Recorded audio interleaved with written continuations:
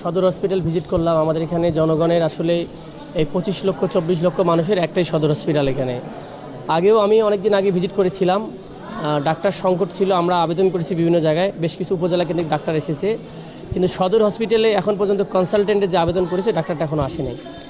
এখানে 119 জন ডাক্তারের মধ্যে এখন 24 জন ডাক্তার আপনার ডিপুটেশন করে 24 জন ডাক্তার হয়তো পাবে আর কি। কিন্তু এখানে আমরা রুগী দেখলাম 550 রুগী।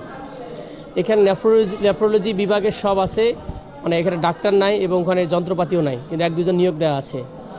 এবং পাশাপাশি শিশু ওয়ার্ডে গেলাম, এখানে অনেক শিশু দেখলাম, অনেক শিশু যেগুলোর প্রচুর পরিমাণে সেবা দরকার এবং এটা 1 নম্বরে থাকা উচিত।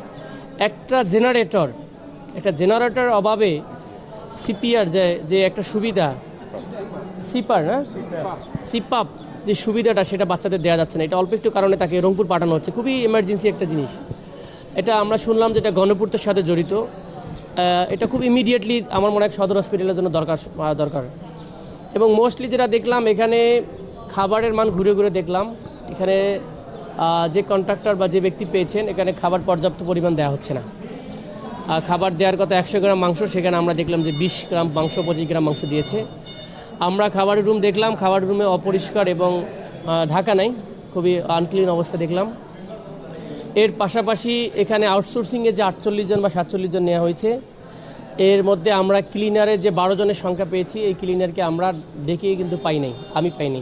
একজন এসেছে অনেক পরে, সে বলছে আমি অমুক ওয়ার্ডে। তো সেটার ব্যাপারে ব্যবস্থা নেওয়ার ব্যাপারে আমরা কথা বলবো, কারণটা হচ্ছে এখানে ক্লিনিং না করলে এটার আরও হাইজেন সমস্যা হবে, অনেক নানা রকম সমস্যা হবে। ওভারঅলি যদি বলি, এই হসপিটালের আসলে আলটিমেটলি চালানোর মতো যে পরিমাণ জনসমষ্টির দরকার আসলে নাই। তো এখানে আরও একটা বড় বিষয় হচ্ছে ডিএমএফকে দেখলাম, ডিএমএফের কোর্টে নাম্বার নাই, অনেক প্রেসক্রিপশনে তাদের সাইন পর্যন্ত নাই, এটা বড় বিগ ইস্যু। তো এগুলো আরও নানা রকম সমস্যা। একটা হসপিটাল 250 শয্যা বিশিষ্ট হসপিটালে যে পরিমাণ ফেসিলিটিস দরকার সেটা আলটিমেটলি নাই। এবং সবচেয়ে ওয়ান অফ দ্য বড় বিষয়, দালাল নাকি খুব ভরে গেছে। এটার কারণে এখানে ভর্তি থেকে বাইরে নিয়ে যায় জোর করে কি করে। তো সেগুলোর ব্যাপারে আমরা আলোচনা করব, আমাদের সামনে মিটিং আছে এবং আমরা অলরেডি আমাদের আইনশৃঙ্খলা মিটিংয়েও আমরা এই বিষয়গুলোকে জেলার সমন্বয় কমিটিতে আলোচনা করেছি।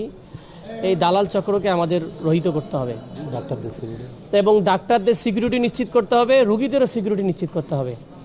আর একটা বিষয় আমি উল্লেখ করতে চাই, আশা করি আমার বিষয়টা মাননীয় মন্ত্রীরা দেখবেন। ওনারা নার্সিং ডিপার্টমেন্টটাকে এখানে ডক্টরস ডিপার্টমেন্ট থেকে আলাদা করার কারণে অনেক নার্সও আমরা খারাপ দেখতে পাই, সবাই না, অল্প কিছু সংখ্যক, যারা দেখা গেছে যে তাদের পদোন্নতি যেহেতু নার্স আলাদা ডিপার্টমেন্ট হওয়ার কারণে দীর্ঘদিন থাকার কারণে ওনাদের ঔদ্ধত্যপূর্ণ আচরণ আমরা দেখতে পেরেছি।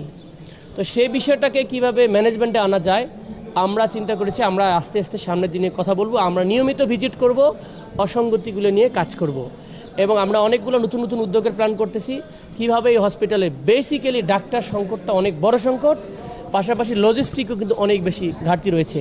আমরা শুনতে পাইলাম যে ঠাকুরগাঁতে 180 জন আউটসোর্সিংয়ের লোক আছে, ঠিক আমার এখানে 47 জন।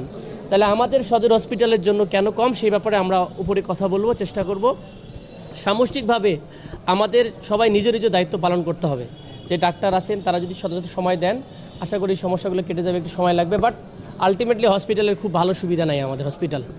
এই হসপিটাল নিয়ে অনেক কাজ করার বিষয় আছে, আমরা ইনশাল্লাহ আস্তে আস্তে গ্র্যাজুয়ালি সেটা দেখার চেষ্টা করব। এবং আমি এখানে আমাদের সম্মানিত তত্ত্বাবধায়ক আছেন, আমাদের সিভিল সার্জন আছেন, আমি রিকোয়েস্ট করব কোনোভাবেই কোনো পলিটিক্যাল শক্তি আর নন পলিটিক্যাল শক্তির কাছে মাথা নত করা যাবে না। কারণ আমার অঞ্চলের মানুষ খুবই গরিব, চিকিৎসা প্রাপ্ত তাদের একটা অধিকার, এটার নিশ্চয়তার জন্য আমরা সবাইকে কমিটমেন্ট দিয়েছি যে হসপিটাল ঠিক করব, এই হসপিটালকে অবশ্যই ঠিক রাখতে হবে। এটা আমার কথা। আমি র্যান্ডমলি আসবো, আমি আবার চেক করব, কোনো জায়গায় অসঙ্গতি পাইলে তার ব্যাপারে আমরা অ্যাকশন নিব।